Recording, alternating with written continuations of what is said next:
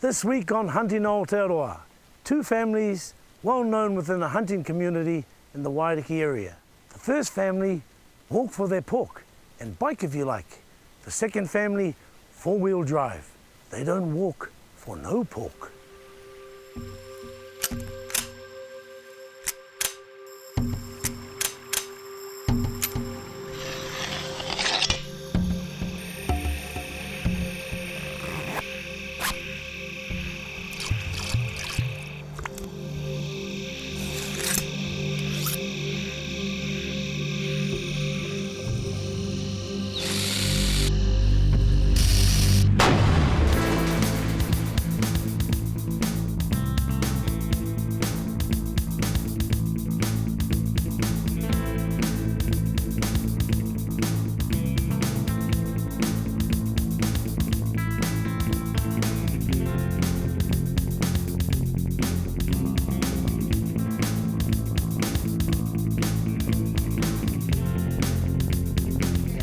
Once again, thank you for the day. 10-hour walk, lost a few kgs, didn't catch anything, but the important thing was getting out there with the kids.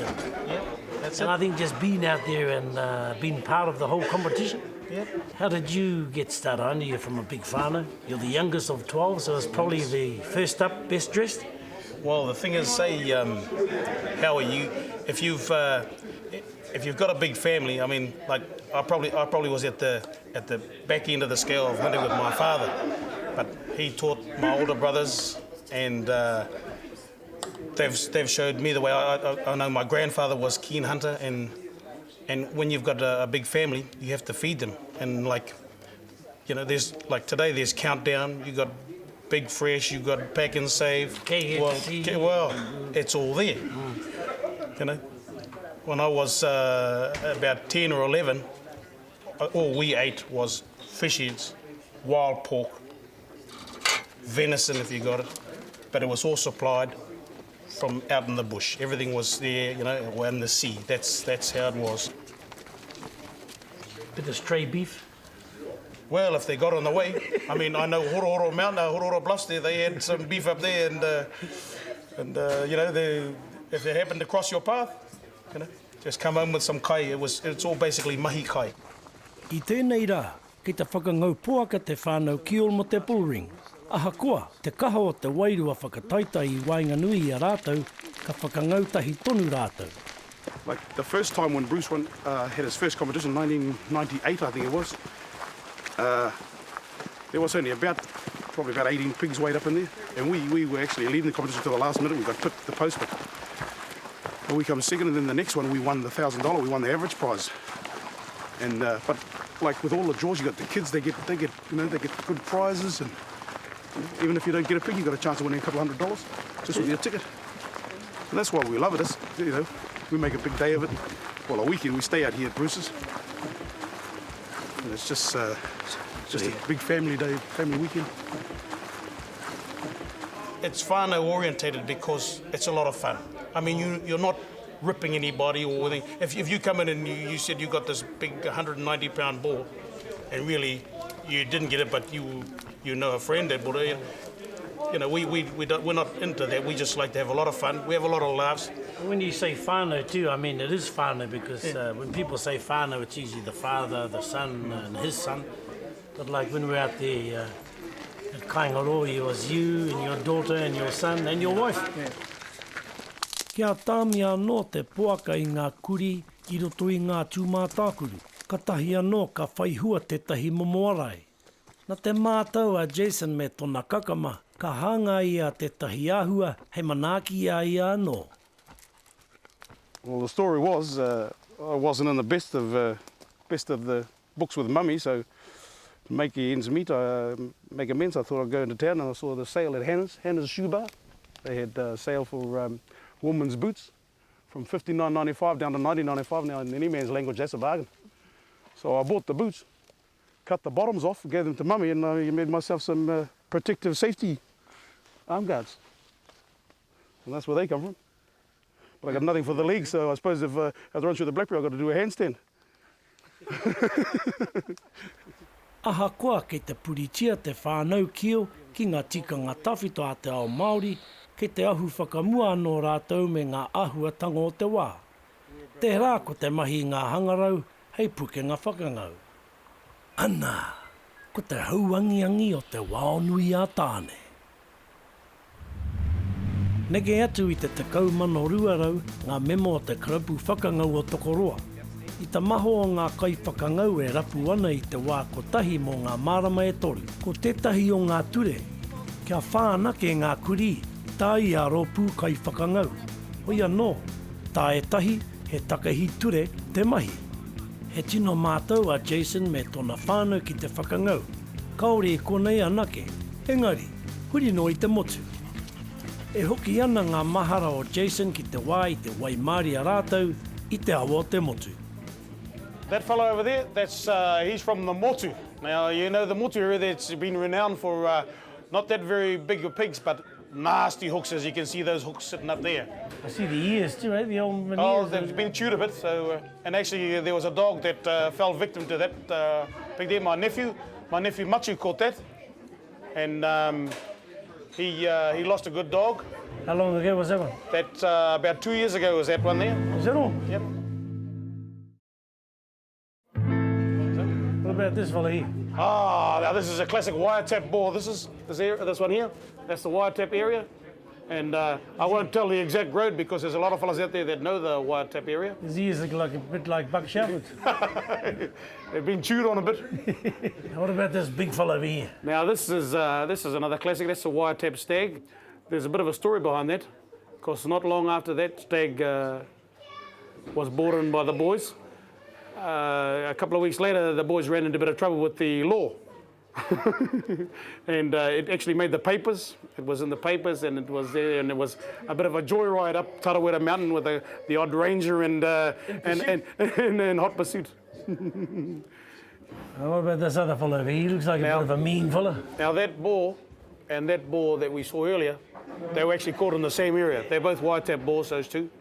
And they could have been brothers, hard to say, because that one weighed out at 217 pounds. So yeah, and that one was 202. So you know, either one of them must have eaten a bit more than the others. This was like me and my whānau. They obviously, you see, I'm not as heavy as all of them, so I'm getting the scraps, the leftovers. There was plenty of pork to go around for the whānau that weekend. We had a good weekend there. I mean. You get them in like that, and then you see them where they're all nicely singed and golden brown and ready for the boil up. I see you don't just stick to singeing, eh? You do a bit of skinning as well? Well, sometimes you have to skin, especially if it's been a bit bruised, because a couple of the dogs we've had, or a couple of the mates bringing their dogs along, they tend to ruin a bit of pork. So if you can skin it off, you can see all the bruising, trim out the bruising, and then you can roll it, stuff it, roll it. I see old Mum there with the one on the back. Was it just for the camera, or was it... She wanted to prove to me she couldn't carry it in the bush, so she said, "Dear, we'll get it home because if I need a paramedic, we're close to." So we put on there. Now I'll tell you what, the paramedic was almost called that day, but I gave her a couple of bottles of Lion Brown, which brought her around. So. 250 pounds? That one there? Yeah. I was a little under that. How long you have that dog for? I had him for 5 years, and he's an amazing dog. He's one of these ones you'd wish you could hold on to forever, but. As fate had it, there was a pig out there a bit smarter than him and it's got the better of him. Te āhua nei e kore e kipa ngā manawa o enei kuri ki te aruaru poaka i tēnei rā. Engari, kaore he aha ki te whānau Kiel, ki te mea e mōhio ana rātou, ki ngā piki me ngā heke o te ao whakangau.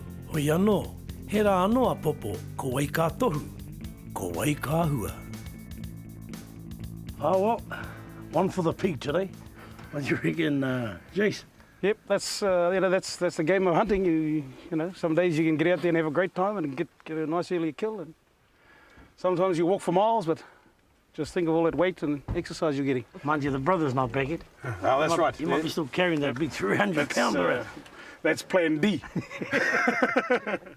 Hunting is part of it. It's in our blood. All of us do it. You know, it's just the way we were brought up. Oh, okay. Thank you again. Thank you, my cuz.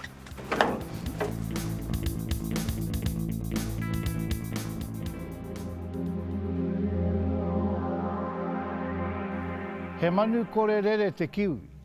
he manu makau hoki mō te Māori o Nehera. Ka whānau mai wāna heiki i roto i ngā rua me ngā tūrua, a i etahi wā i raro i ngā rākau tāwai. Ka haere he rōpu whakangau i te pō, ki te rapu haere i te kiwi. Ka hari wā rātou kuri, ka kawea wā rātou rama, ko tēnei momo mahi ka ki he whakangau kiwi. Ko te tikanga o te kupu whakangahau, he mahi patari manu. Ka whakatangi o rātou reo kia rete ki te tangi o te manu. Ka mahi atu hoi te tangi hoere mō te manu tāne, a ko te tangi pōai mō te manu wahine. Ka whakamau atu he kākara ki te kuri, ko te māpara he rākau māro, he rākau pai hei hanga kākara. Mā te kākara, ka ngāwari noiho te rokohanga i te kuri i te taha o tōna kai pāhua. Ka tohua, ko te tangata matatau o rātou hei whakarite te pō whakangahau, ki tā te maramataka me wetahi atu tohu. I te rā o te whakangau, ka noho puku ngā tāne i runga te tūmana ko ka oti pai ai tā rātou mai. Ka mahia ngā karakia kia puta mai te kiwi o na wāhi huna. Ka whakakingia wā rātou rama, a ka haere ngā rōpu me wā rātou kuri ki te wāhi i whakaritea. I reira ka tīmata wā rātou tangi o te kiwi kia puta mai i tōna wāhi huna. Ka tukuna ngā kuri kia haere i ona haerere ki te rapu i te kiwi me te hiarere tia i o rātou wāhi huna. Wētahi o ngā kōrero te taitokerau e ki ana, ka haere here te kuri kia tatarawa, ka tahi ka wetekina kia hopu atu i te manu. I te hoputanga o te kiwi, ka patua kia tere tōna mate. Ko te tikanga ki wētahi iwi, te manu i hopu tuatahi, ka tahuna he ahi, ka tahi ka tangohia te ngāko o te manu rā, ka uhi atu he karakia, a ka tahuna i te ahi. A kāti, ko mutu anō wā tātou kōrero mō tēnei pō nā reira, no hora mai i o koutou kāinga.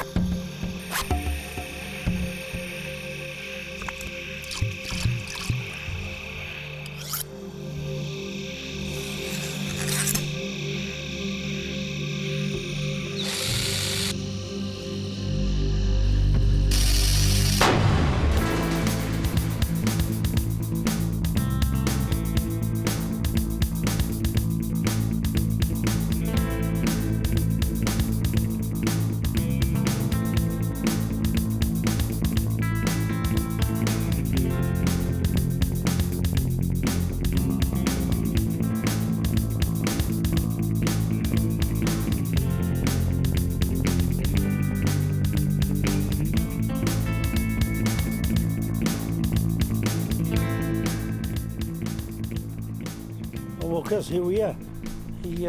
I'm just wondering about this this BTP on your walker. What's the kaupapa behind that? Well, originally, bro, it's just a whole lot of mates got together and we all, well, what do you call it? Born to poach is what it stands out to. So everybody reckons, but it's born to provide, because every time we have a tangihanga, a lot of the boys get together and we all go hunting, fishing, whatever it is, to just try and provide food for the tangi. Makes it cheaper nowadays. What's the name of these different roads here we're going to be hunting? Well, where we are now is number one. But every time something happens, like something's event happens, we name it after what happened. Like one time there, me and the brother and the cousin here, we all went out and we got 192 pounds just in here. And there's been a lot of pitch caught in here just recently. So we named it the 192 block. Oh, yeah. And then other places where we've lost dogs. And the brother and I have had a feed of a little fire in the middle of the road and cooked us some toast while we were waiting for the dogs. And so we called that one Toast Hill, Spaghetti Hill, Two-tie road. Actually, I noticed your dog's the small one over there. Oh, the little ratster. Yeah, when I first started off hunting a poodle. Kiwi. I was good hunting my poodle, my mates. What the hell are you doing with that little thing? I said, you watch my dog, boy. Yep. As soon as we get to the bush, straight up the tree. Oh! I thought it was the same dog. Kaore I roa, ka huri ngā kai whakangau o te puku o te whenua. Mai te takehi waiwai ki te whakahaere taraka, hei whakangau puaka. Kua roa hoki te whānau Flavel, e whakangau puaka pēnei ana. E mōhi o whānui tiana, ko te Bonnetting. Ko te ngahere o Kaingaroa, te ngahere paina nui rawa o te tunga o te ao. Ko tino whaihua tēnei tikanga haere waka. Kia taia ai ngā kai whakangau te haere tāwhiti. Kia hongi rā no te kuri i te hau puaka, ka tahi anō, ka makere i te waka. Ka tahi ka whaia.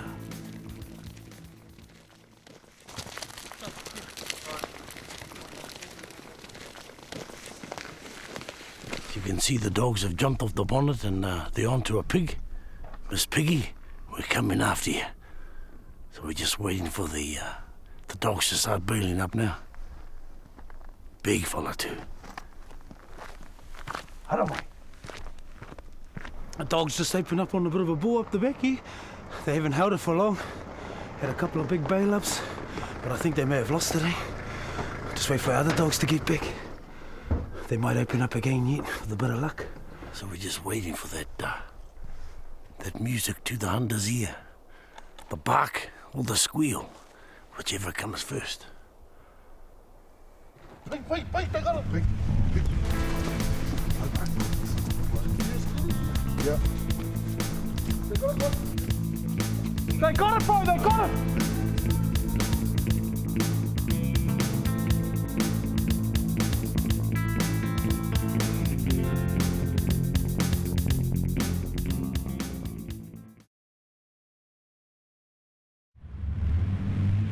I kāinga katoatia tuku puehu e te tira whakaata i tā mātou aru puaka. Nā wai rā ka tūtaki anō mātou, engari, ia māua ko Roscoe Kē, tā māua taonga whakarei. Working. Woo! Too much, brother. These dogs in well, eh? Awesome, bro. Pretty your ones weren't there, cousin? I think you're buying the beer, eh? I was the first one there.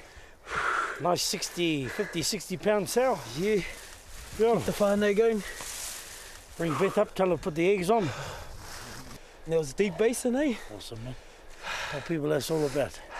Pig hunting, Aotearoa style, with a permit in Kaingaroa.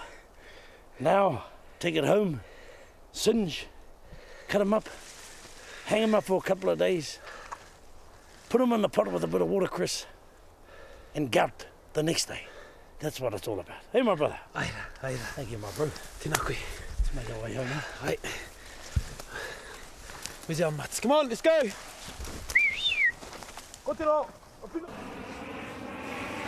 Ahakoa he tino mātou a Roscoe ki te whakangau I roto I tōna rohe o rau kōkore I te tairāwhiti. I tau hau ki a ia ki te whakangau haere mārunga I ngā taraka ki roto I ngā ngāhere o tua whenua. Hunting the pines, hunting the flats, Kaingaroa. That's the place to whānau Apinui, where I come from. No kōkore, she's pretty steep down there. This whole concept about driving around the forestry is, I like it. There's no walking involved. It's just different dogs, different pigs for different areas. Like I bring native dogs up here, and they find it a bit hard getting through the blackberry and shit. But I'd say if we were to take the brothers' dogs down the coast, they'd vacuum the native, so I won't take them back there. Normally the man that sticks the pig, carries the pig, does no work. That's what it's all about. Yep. He's done all his job, and it's up to the rest of us to clean it all up. Killed a few tame pigs in my time and taken to marae hui and that and telling them, wild pig. They reckon to me the only thing wild about that pig is the owner when he finds out his pig's missing out of his PD. Yep, any tangi comes up, mate, if somebody comes up to us and said, oh mate, you know, one of the cousins died, bro, my freezer's yours. They can empty it out now. Like it happened not long ago, one of the cousins unfortunately lost his dad. Within 2 weeks we had it full back up again. That's the gift we get back. That's the way we see it anyway. And the way we hunt, like there's 4 of us, usually myself, my brother and my cousin, we'll fill up the person's freezer first, the one that we emptied, and then everything's split down the middle. He kaupapa nui te whakaako I te mahi whakangau mo te whānau flavel. Kaua I rātou tamariki anake, engari ko ngā tamariki katoa o te rohe. We teach them respect the rifles, you know. If you do well at the schools, like the brothers in them schools, then they might go, oh, you can come for a ride this weekend. You know, that's them got to prove to us that they're going to try and do something at school, and then we'll go out and show them. You know, and when they come out, the smiles on their faces, mate, it's just unbelievable. Kia hau he mahi pai mo mātou rangatahi Māori e raru ana because kare rātou tētahi hea te kupu Māori mo te direction mo a rātou mātua. So tērā mātou mahi ki te kimi ngā tamariki Māori, tamariki Pākehā, tamariki Hainamana, Heiahara. He rongoa ni, he rongoa, kia hau mō rātou he rongoa. Ko te kuri he hoa pūmau a te tangata, tautoko a henare tēnei kōrero. And as I was going in, I was looking through this little hole and, oh yeah, there it is. Oh no, it's not even the pig. So I snuck up and all of a sudden the pig come charging out at me. There was no dog between me and the pig. And all of a sudden my pup come in and just attacked the pig. That was the closest of myself getting attacked, was that. And he actually saved my life there because it was a good pig. We're nothing without our dogs. If we went for the dogs, we'd be just driving around wasting gas and time. Talking about injuries, I see the pup got a bit of a bite on the ear there. You fellas treat your own dogs, or you take them to the vet, or just bit of cotton, bit of deep heat, and that little dog, Speedy, she's got actually a steel hip, which she was supposed to be out of hunting like 2 years ago.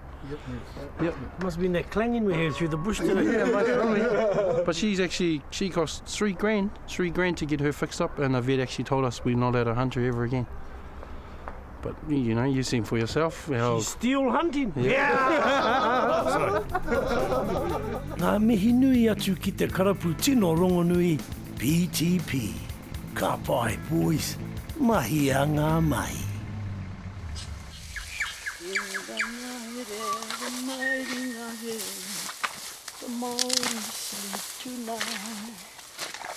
Hey. Kia ora. Today, I'm here to talk to you about a tree that grows right throughout New Zealand called the manuka, otherwise known as the tea tree. Now these leaves are actually quite famous worldwide. You can extract an oil that acts as an antiseptic for burns, cuts, and all those other sort of haki-hakis you might pick up while in the bush. But not only can you get medicines from this green tree, hunters actually, when they've finished singeing their pig, they actually lay 10 or 12 of these branches on top of the fire, which douses the flame and it forms a smoke. And all that lovely manuka smoke goes right through the meat. Now in pre-European day, our ancestors used to actually shape their weapons out of manuka trees similar to this. They'd actually shape their weapon, whether it be a taiaha, pauwhenua, koikoi, and once they'd shaped it, they'd actually run it over the fire. And the embers would actually make the wood even harder than what it actually was before they started it. Next time you're in the bush, apart from the old firewood and you've singed the pig, try the old green leaf on the old on the fire. I tell you, mate, you've never tasted wild smoked pork until you've tasted manuka smoked pork.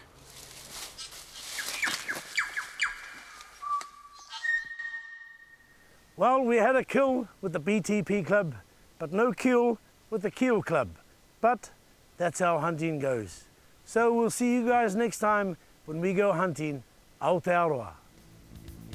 And from the oil, you get medicine that produce anesthetic. Antiseptic. Walk for their pork and bike if you like. The second family, 4-wheel drive. They don't hunt for no pork.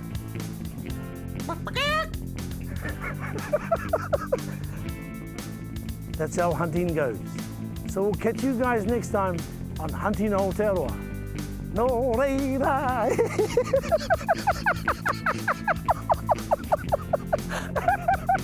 I couldn't help myself for a second.